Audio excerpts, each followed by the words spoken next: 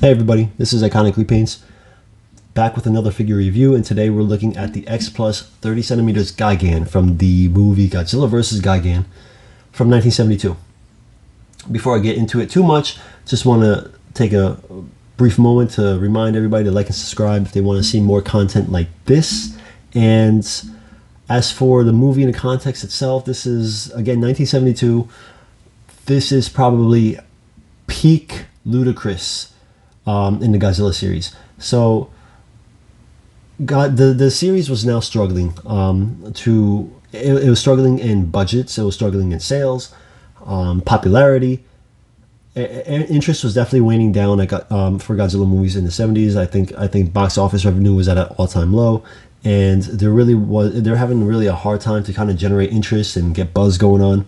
Especially also now, kids in Japan were getting their weekly monster fix in on TV shows, like, you know, things like Ultraman and stuff like that. Super Sentai would, I think, be creeping around the corner soon. That's the show that eventually became Power Rangers in America. By the way, Super Sentai is a lot better than Power Rangers. But otherwise, so this is really, kind of like Godzilla in the pits as far as this series has become. It's sad to say, I have a lot of nostalgic love for it. I know a lot of people do. But yeah, things were definitely this is around the time where the Godzilla series really could have ended for good. I think things are starting to get that bad. And so this movie came out in 1972, and at this point, the storyline goes basically like there's these alien cockroaches that have abandoned their planet that was trashed due to pollution. So they come to Earth, of course, because why not? And to try to pave their way, off the planet, it could destroy humanity. What they do is they have two monsters come that they're controlling. King Ghidorah, who at this point, just like Godzilla, the suit looks horrendous, and Gigan, who's the brand new monster, star of the show. New suit, new look, new attitude. Gigan's a really popular monster, especially in America, and this figure is a really strong representation of that figure, of that character. And so Gigan is probably, if there's a monster that epitomizes the 1970s Godzilla series, though, I don't know. They actually had a few good ones. You had Gigan, you had Megalon, and then of course Mechagodzilla is the most iconic out of the decade. But Gigan is just sheer ridiculousness. There's nothing nuanced about Gigan at all. I mean, the dude's got hook for hands, hook like pointy stubs for feet. He's got a freaking chainsaw going down his chest, and it actually works like a chainsaw. He's kind of got silly monikers from fans. I mean, people say he looks like a robot chicken, or super robot chicken from space or something like that. He's just, you could look at him and pretty much you're seeing 1970s monster movie. But really popular monster. He'd be one of the monsters that would make it back for the 50th anniversary film in 2004, Godzilla Final Wars, and he actually had a really big starring role, featured role, I should say. But yeah, 1972, Godzilla vs. Gigan. It's a trippy movie. It's definitely weird, but it's charming. I won't ever sit there and tell anybody that, hey, this is a great movie, you got to watch it. I won't really show this to non-Godzilla fans. It's out there. But if you kind of if you already like Godzilla in the different eras and how basically every era, every movie is something different, Godzilla kind of transforms and becomes things that's that a new message for the decades. I mean, you got your anti-nuclear message, you got your anti-pollution message, you got genetic experimentation in the later movies and stuff like that. You got a Cold War representation in there.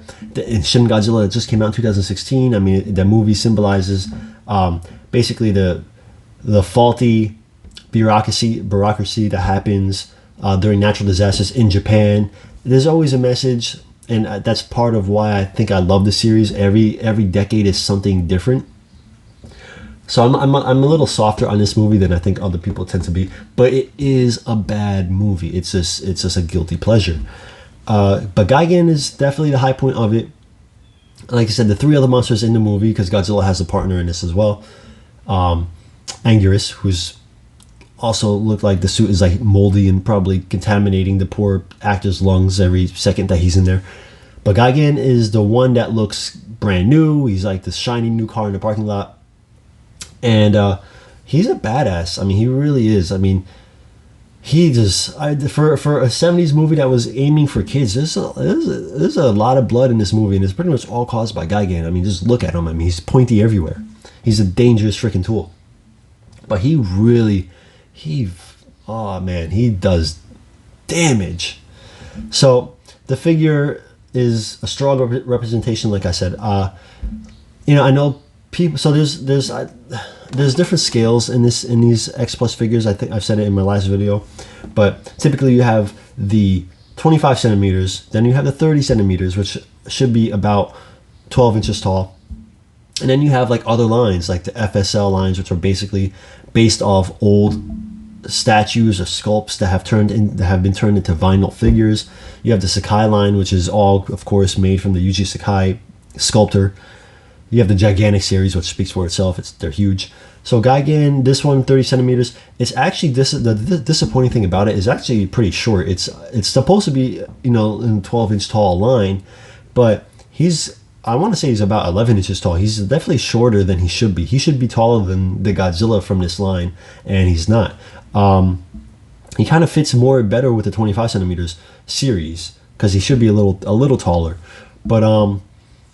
But the 25 centimeters to me is a better figure. It's a lot more rare. It's a lot more expensive, harder to come by. People don't really sell him often. So I got this guy. He is my lone Gigan from X Plus. Happy with him though. I think it is a really good sculpt. I do like the pose of the 25 better, but that's preference. And I think they did a great job. Like the details of the hooks on his arm and feet. Like I love the shading around them.